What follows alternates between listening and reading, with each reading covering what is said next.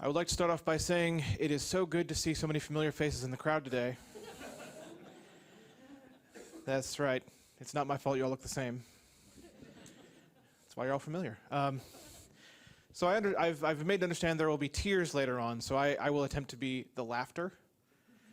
So then you have the laughter and the tears. It's a good combination. So first things first, you will notice that I have 0 slides. I have no PowerPoint presentation. I didn't make anything for this. It's not rehearsed. But that is not something that I did out of laziness. That is actually a thing that I chose when I first started doing talks like this. I made a conscious decision to do that. And I did that because everything that you're going to hear from me comes from real experience. It comes from the heart. And that's 100% true.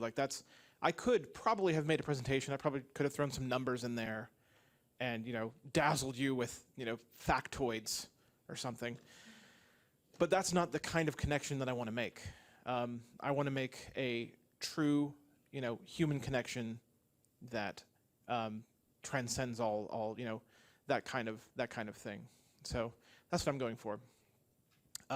So to start off with, I want to discuss how I got into gaming.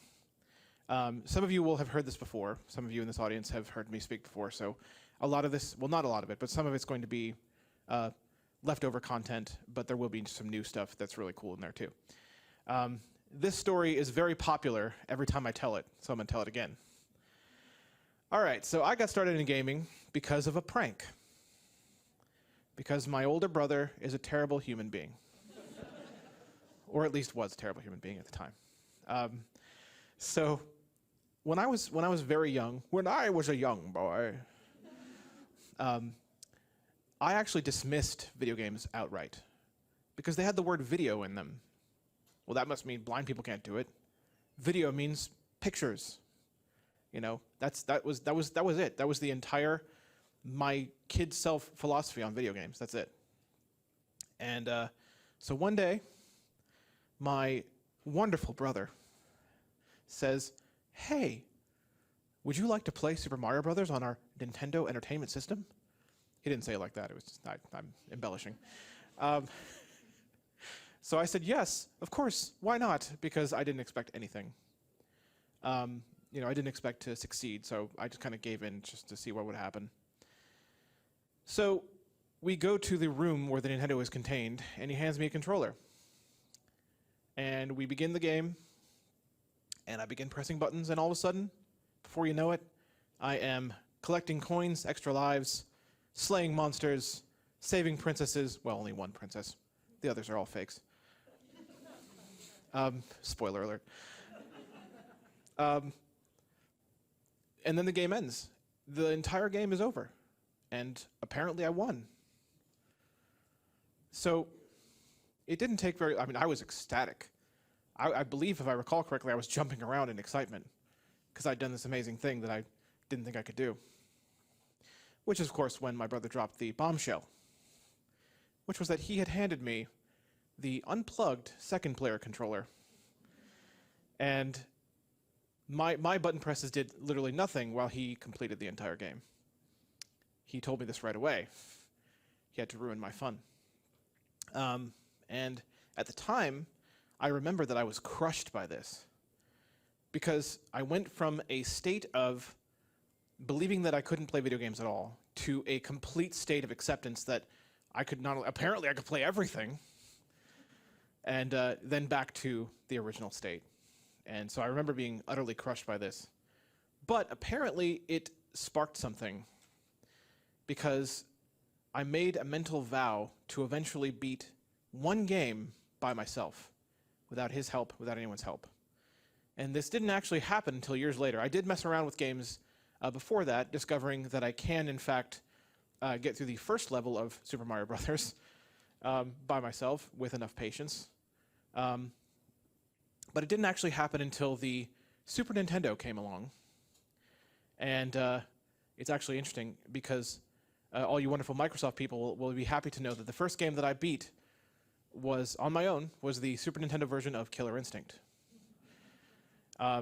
I promptly, as soon as I defeated the final boss of Killer Instinct, ran out to my very unappreciative of video games mother and yelled and screamed, and because I was so happy about it, that she needed to come look. Keep in mind, she had not been watching me play the game, so when she came in, she was watching the credits. That way, she didn't really get it. Like, oh, that's cool. What's that? I couldn't really tell her what it was because I didn't really know. But the fact is, I know what I had just done, even if she did not understand.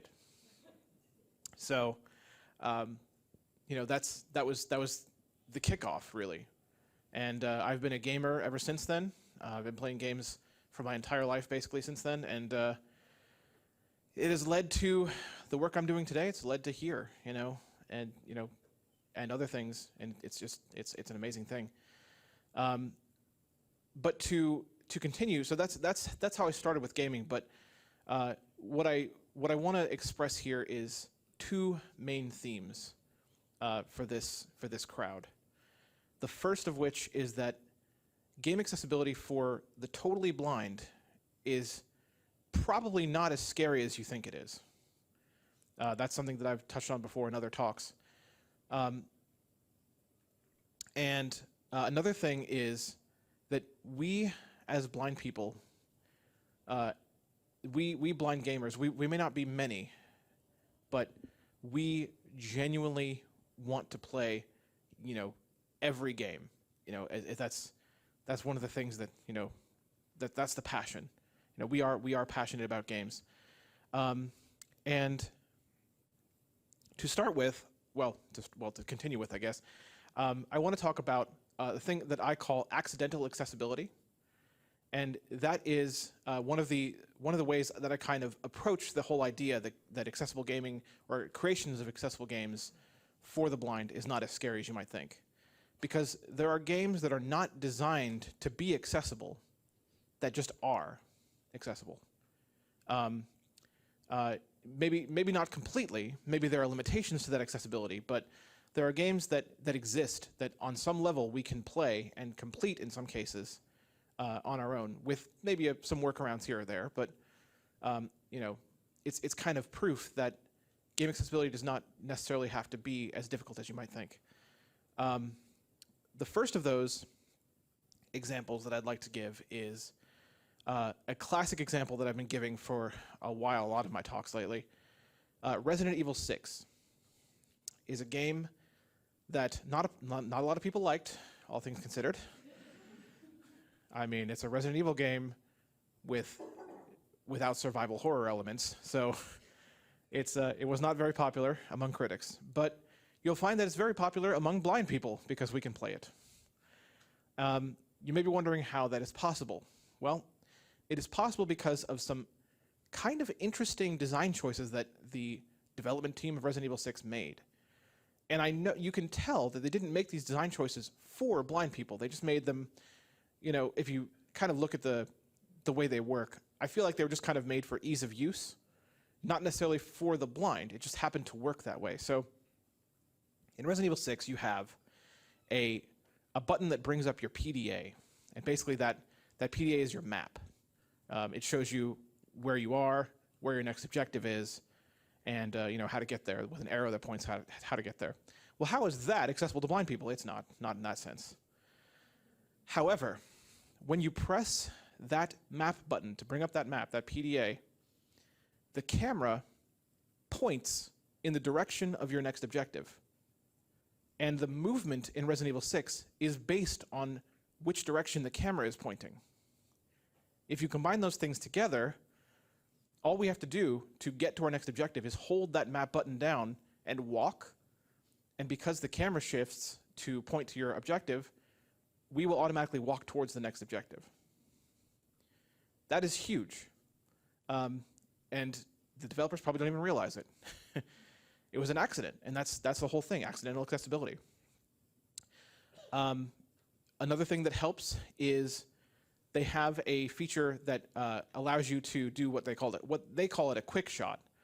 But what it really is it's an auto-aimed shot that takes a little bit of your meter, I think they call it your stun meter, to use, because you'll be stunned if you use it too much, your tiredness gauge. It takes 1 bar of that to use it, but it essentially auto-aims at your nearest target. That's very helpful.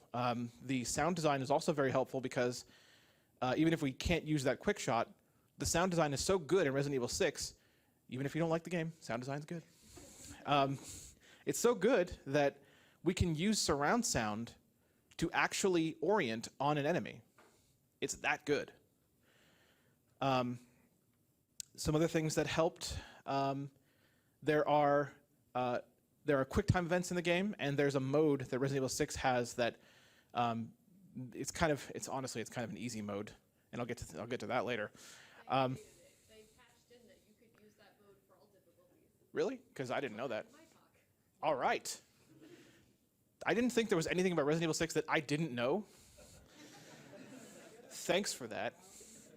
All right, so that happened. Anyway.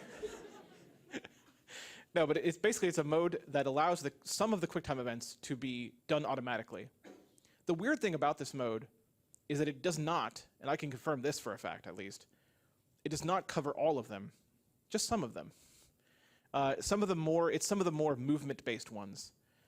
Like there's certain moments in like helicopters where you have to wiggle the thumbsticks and get the helicopter out of a situation, blah blah blah blah. Those are done automatically for you. But moments where the only thing you have to do is press square at the right time are not always done for you. But it's a little weird. But it's still helpful. It's still on the right path, even if it wasn't intended to be for that reason. So one thing I always do when I talk about Resident Evil 6, though, is there's a joke that I have to make every time. So because the map feature was not intended as a blind accessibility feature, it has a quirk to it. I think the intention of this is that when you are looking down at your PDA, because the character is looking at a PDA when they're looking at their map, so when you're looking down at a PDA, maybe you're not walking as fast or running as fast. You would do it in moments of quiet. But you see, this is a feature we blind people use all the time. So when you press the map button, you can't move as quickly as you could when you're not pressing it. You can only move at a walking pace. So I always make a joke where someone is calling desperately for help, one of your companions in the game. Those zombies are coming, hurry up! And you're like, okay, I'm on my way. Wait, hang on. Where are you? I'm on my way. Just hold up. So it's funny because that's one of the things that tells you right there, it wasn't intended to be played that way. But because we can play it that way, we do it. That kind of covers Resident Evil 6, but now I want to talk about this is new content, folks. And this one is actually thanks to my fiance. This would not have happened if it weren't for her. Diablo 3, the console version of Diablo 3, is basically, through a series of accidents, playable by blind people, even the totally blind. And this is big. Like, this is a huge one. This took a while for even to realize, number one, but secondly to really get started with it, because there's a lot of elements to it. And it's little things. It's a bunch of really tiny things. Like when you move, if you run into an object that you can't move past, or a wall or something like that, you'll stop moving. And that sounds like such a simple thing, because obviously we as humans would stop moving when you run into an object we can't move past. But many games, and I've learned this from all of my just messing around and trying to play games, many games keep the walk animation going even when you run into something. Apparently it looks really weird. I don't know. But many games do it. And that actually is a hindrance to blind gamers, because when we're trying to, we may not get a full picture of what the map looks like, but when we're trying to find our way to somewhere, when we're trying to get somewhere in a game, the fact that we stop moving means, okay, we need to turn, or we need to change our trajectory in some way. So that when a game actually implements the whole I'm running into a wall, maybe I should stop walking. Maybe when that actually happens, that's a huge help. That's actually a good first step on the road to accessibility. So it does that. And secondly, when you are fighting monsters in that game, as long as you're close enough to them, it will automatically target them. And even if you're not close to them, if you're using a ranged character, all you have to do is face in their direction, and then it will know that you're targeting that monster in that direction. And once again, the sound design is good enough that we can orient on the positions of monsters and even our companions. A lot of times when we were starting with Diablo 3, I was playing with my fiancée as a companion, and I would just orient on her and what she was doing. And if I followed the sounds of her, attacking monsters and everything, I could find where we were going, and I could get there as well, and much more quickly even. Because sometimes she would make... So basically what we would do is she would be walking somewhere, but she would just keep swinging her weapon just so there would be an easy to orient on sound. And I would follow it. And through that method, I actually was able to get much quicker to the places we had to go to. So sound design, good use of stereo and surround sound, really important as well. So the next thing that helped out with this is kind of another sound design implement. Different items that dropped made different sounds, and different qualities of items that dropped made different sounds. If a legendary item dropped, you always knew it because it makes this very specific sound that means, hey, I'm awesome. You should probably pick me up. I mean, I'm just saying. And those sounds, when those items dropped, they dropped at their actual positions in the stereo or surround sound field. So if I heard one of those sounds behind me and to my left, that's where the item was, and I could easily go back and pick it up. Then there's so many little things.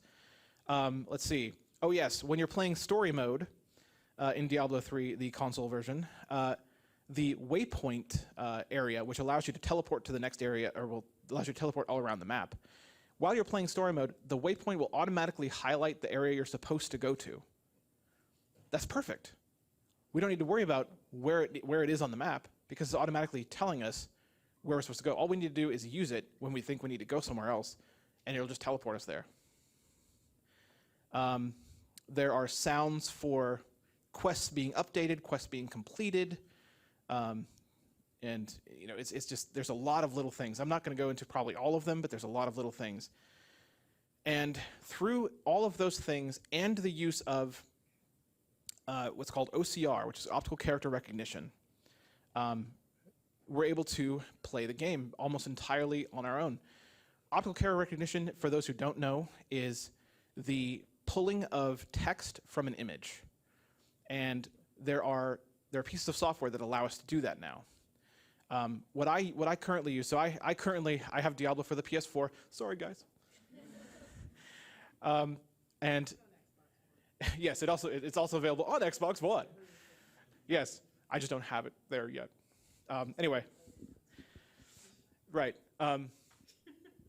So what I use currently is the PlayStation 4's Remote Play app, which is not intended for accessibility, but allows you to transmit the feed, the video and audio, from your PlayStation 4 to your computer, or into your PlayStation Vita, but I'm using it on the computer in this case.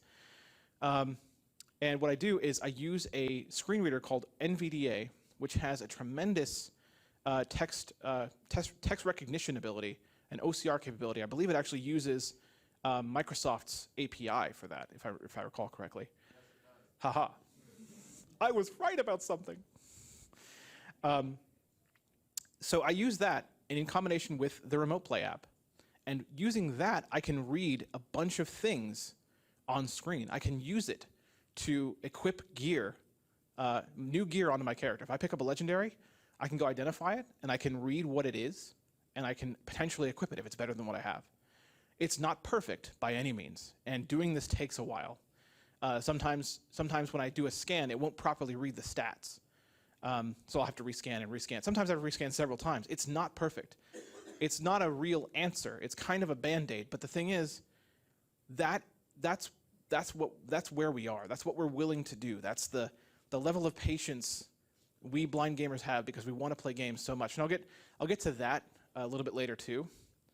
There's a very specific thing I'm going to talk about later that is going to really show you what I mean by that.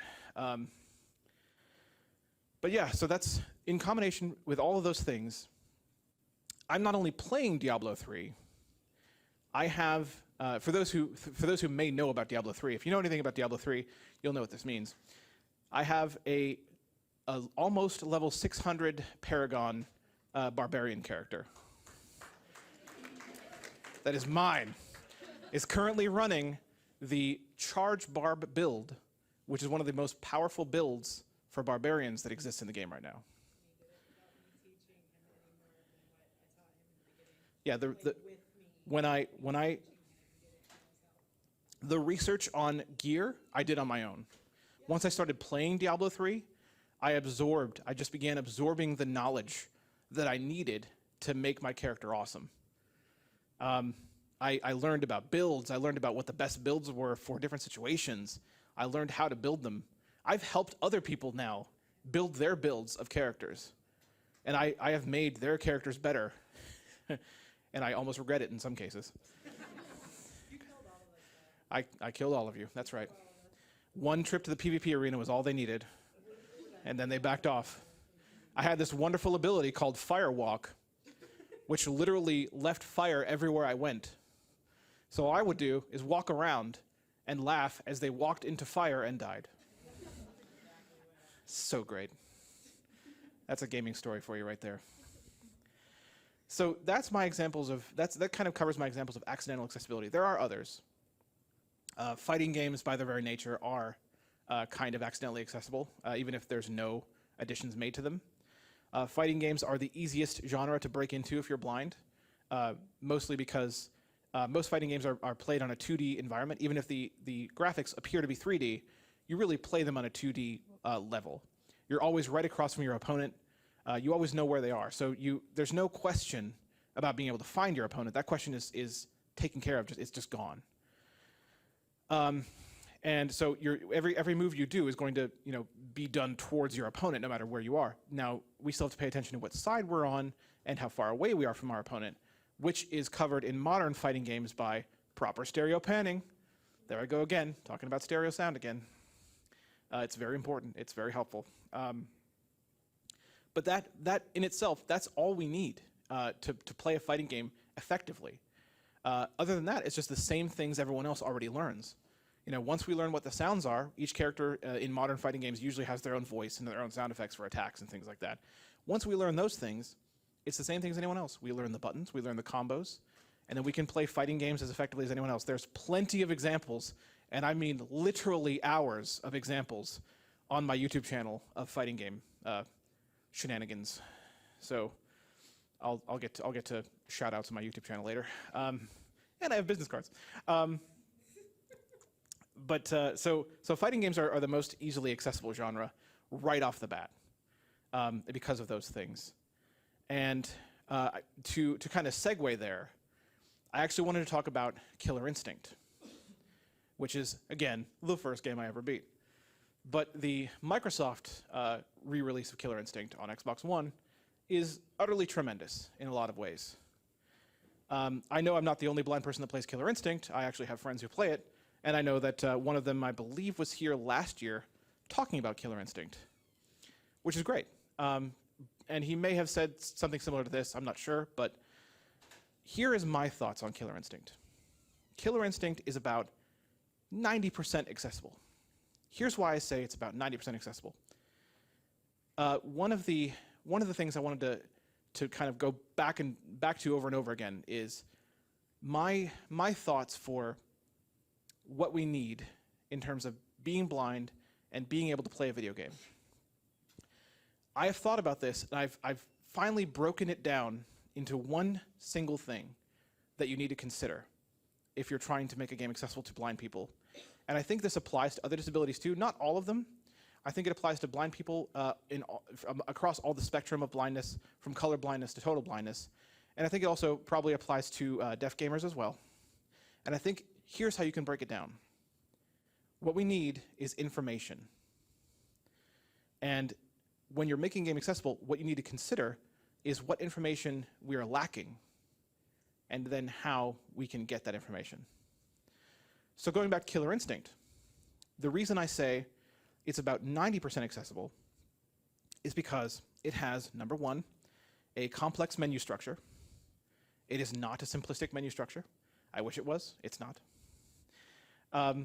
Number two, it has an entire mode called the Shadow Lords mode, which is based around creating a team of fighters and going through a series of challenges which have story events attached to them as well, little story events that trigger at certain points that are text, where you have to make a choice. Entirely text. Currently, we don't have that information. That detracts from the accessibility of the game. The fact that we have basically an entire mode that we cannot effectively play on our own. We could probably mash a few buttons and struggle our way through the fights. I mean, the fights are the easy part. It's all the management aspect, which is intriguing, and I would love to try it on my own, but it's just not practical because the information isn't there. And that's kind of the theme. If we could move Killer Instinct from 90% to 100% accessible in one shot. And Brandon already touched on this, but what I'm referring to here is the narrator APIs that now exist. If the developers of Killer Instinct used those APIs and connected narrator to their game and had narrator read the menus and had narrator read those little encounters that happen in text only, that would be it. All of a sudden, the doors flung open. We could play that the Shadow Lords mode. We could navigate the menus in general, and we could play every character's tutorial on our own. Every character has an in-depth training mode in Killer Instinct, which is great that those exist, but it's all text. If we had access to that information, that immediately jumps the game from 90% to 100% accessible. Done. Because, like I said, fighting games are the easiest genre to break into in terms of accessibility. So that's all we need.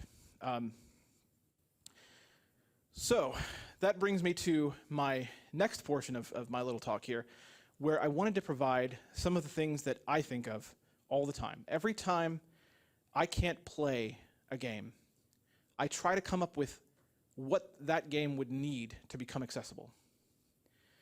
So I'm going to go through a couple of different examples. One of them is a kind of a simpler one, and one of them is a very complex one. And because I think that's essential, it's essential to know that I think that some game types would be easier to make accessible to blind people than other game types. The first one is take any game from Telltale, very popular developer, narrative-based games. A lot of people would call them point-and-click adventure games. Almost any of their games, I could make those accessible in no time if I had the ability, the power to do that. So in a lot of their games, what you're doing is you're interacting with objects and people, starting conversations, and doing those things is what moves the story forward. It would be remarkably easy, in my opinion, to make that game accessible because currently in those games you walk around and select the objects with a cursor. Well, my idea is to every room in the game, you present the player with a menu that's browsable. And that menu is, of course, read aloud to the blind player. You browse the menu. It contains all of the objects and people in the room. Now, if an object or person is not meant to be seen by the player yet, then that would be hidden in the menu as well. You wouldn't be able to interact with it early or anything like that. We wouldn't cheat the game. So it contains all the currently interactable things. When you select that object, well, there you go. It automatically moves to it and interacts with it. I know this is technically possible because if you have, in all the Telltale games, if you have the cursor in the right position, even if your character is far away from an object, it will walk towards it if you click on something. So I know that part of it is possible. It's basically just, these would be little macros that would be created essentially. And once you're interacting with an object, then it might start a conversation, and if that conversation starts, if the object is a person that you're interacting with, then we would just need the conversation options read aloud to us, as we select them. Now this part would be a little bit more complicated only because we would need to factor in Telltale's tendency to have time limits on things. And the fact that screen reader speech is alterable. You know, the fact that you can have the speech rate at very low, very slow, or you could have it very fast. So we would need to probably eliminate the time limits, or at least provide a much longer ultimate time limit to choose an option to get these options read. And that would cover almost everything in a Telltale game. Almost everything. That would just immediately accessibility done, except for QuickTime events. And there is this QuickTime events brings up a different kind of point.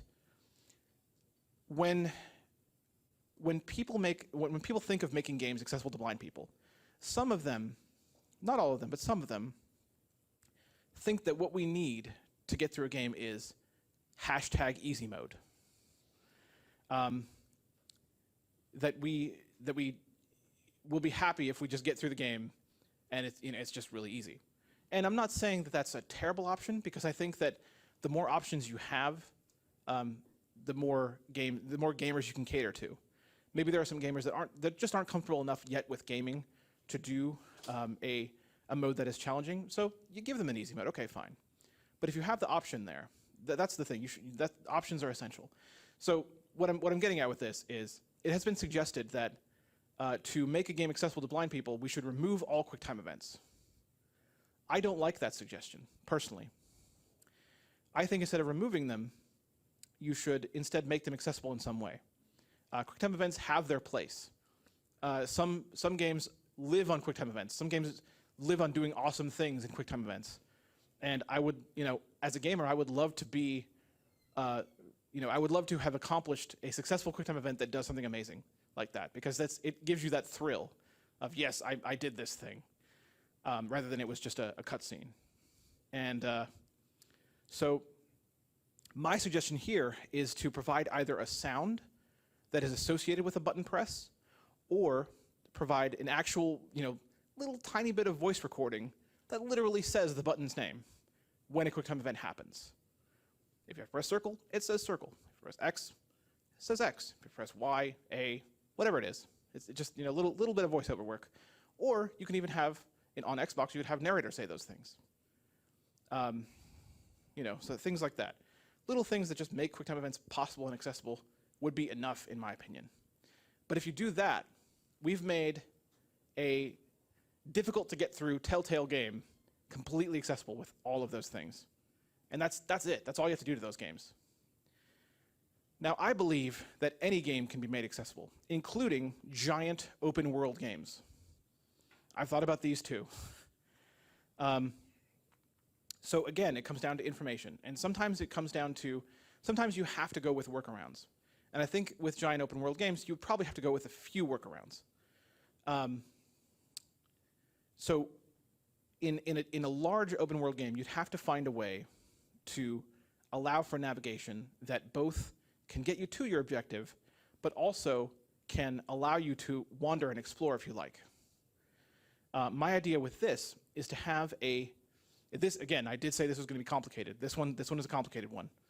To have a different version of whatever map your game uses that is browsable.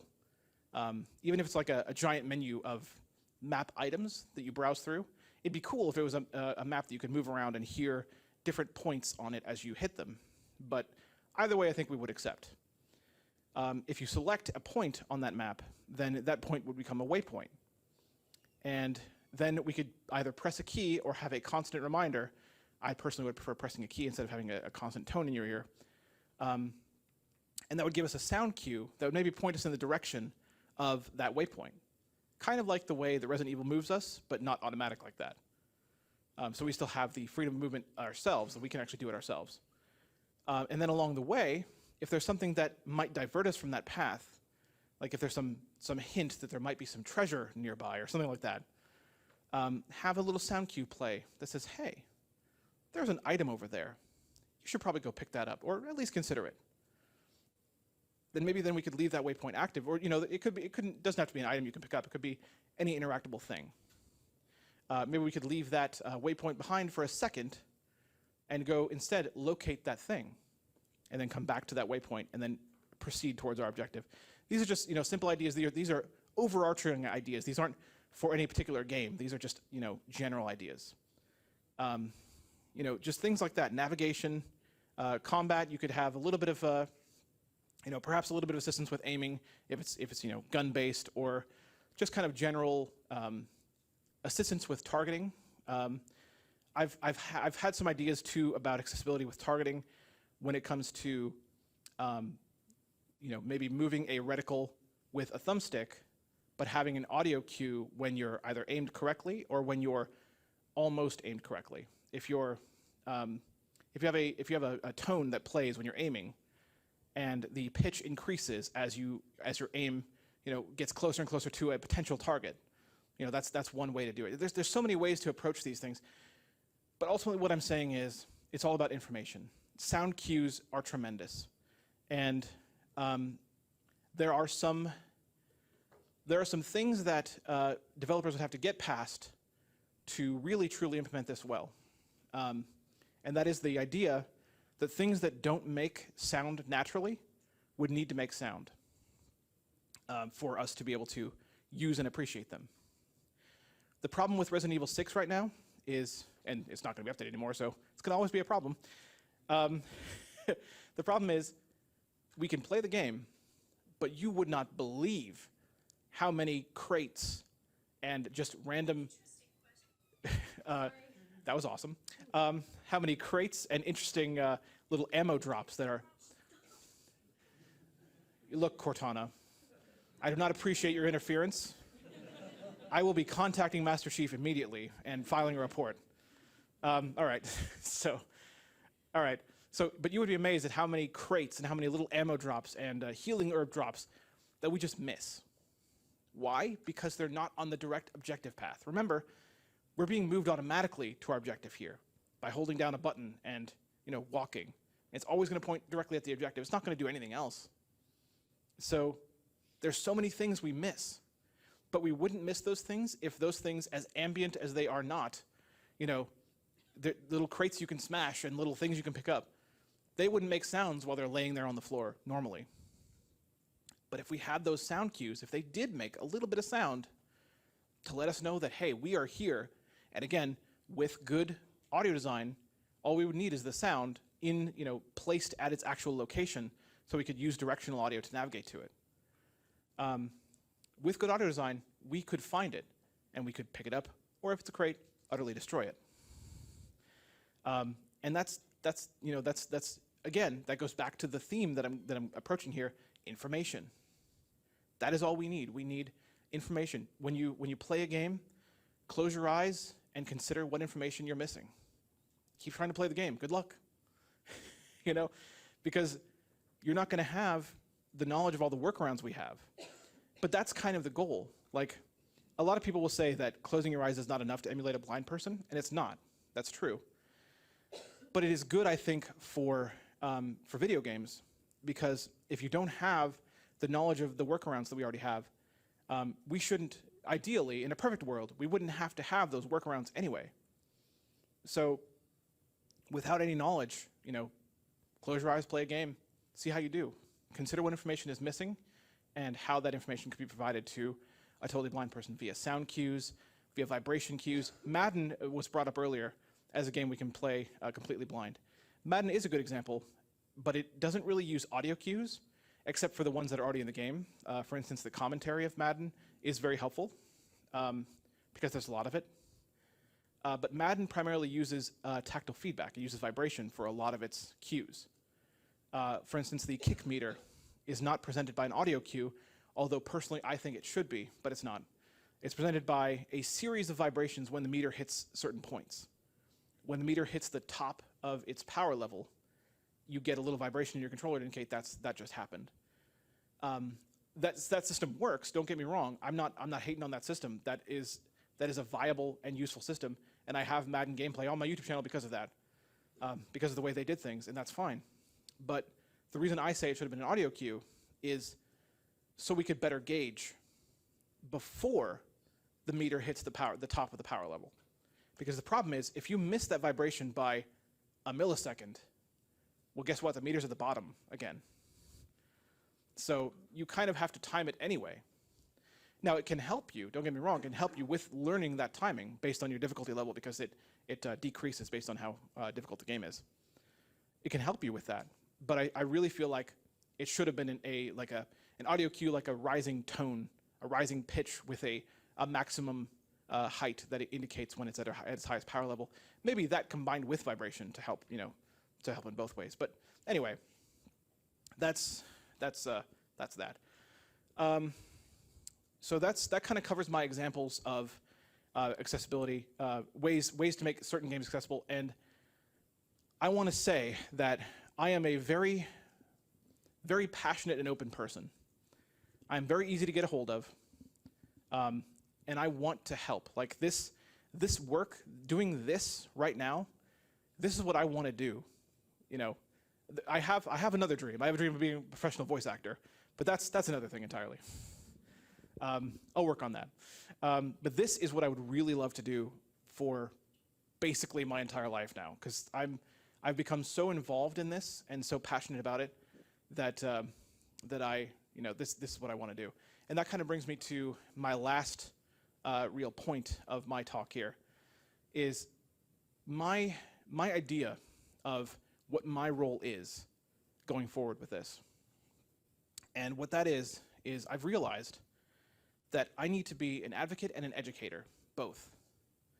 I have to be willing to be committed, and I have to be willing to be an open book, and talk to people about different aspects of this, and kind of think of ways that other people are seeing accessibility and work with them and work around that.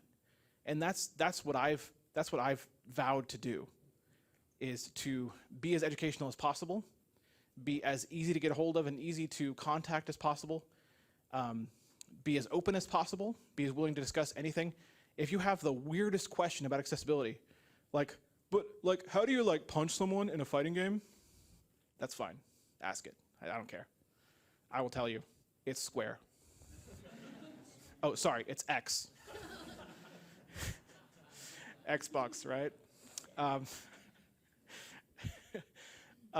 No, but it doesn't matter, because every little thing is going to lead us to more accessibility. Now, believe it or not, I'm not done yet. I have one more thing that I want to mention. I'm going to talk about a blog that I wrote recently, and I wrote it thinking that I wrote it with a lot of concern when I wrote it, because I was worried that people would take it the wrong way. I was worried that people would see it as me whining, when that's not the case. And I'll kind of explain as I talk about the blog post itself. Maybe some of you have read it. Maybe some of you already know what I'm talking about. I was shocked when I wrote it, because when I did and finally published it and let people know that I was concerned about the way it would be received, it was not received that way at all, and it got retweeted for days and reposted for days afterward. I think people are probably still reposting it and retweeting it today. I don't know. So essentially what it was is, it's a blog about the pain of inaccessibility. And this is what I'm going to use to bring my point home to all of you. And I hope this is effective. I really do. All right, so I'm going to have to use a PS4 example here. Sorry about that. But here goes.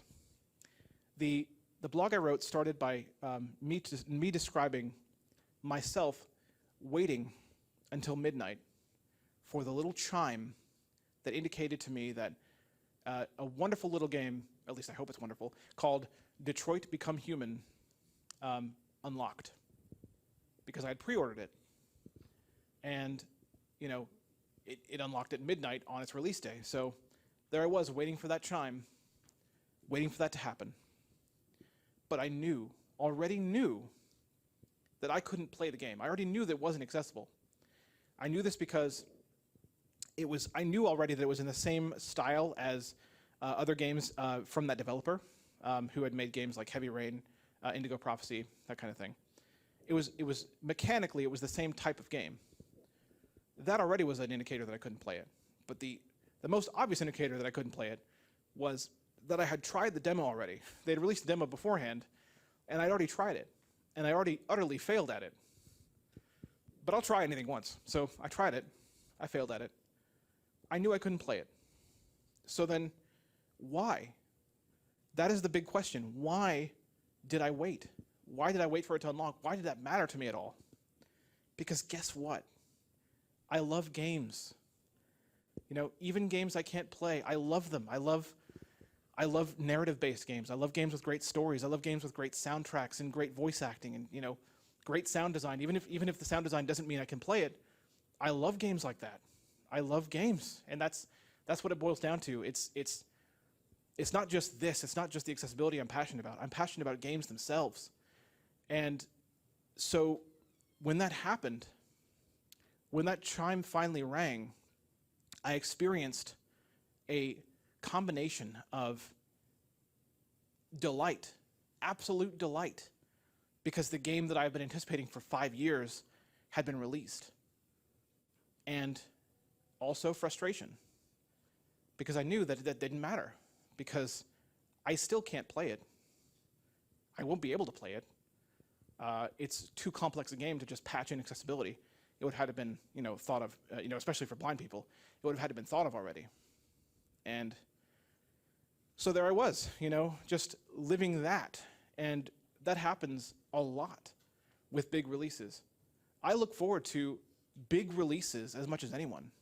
It doesn't matter what platform it is. It doesn't matter, you know, I love games. And I watch E3 every year. I want to go someday. But I watch E3 every year, you know, and I look forward to the huge announcements, the surprises, the unexpected sleeper hits of E3.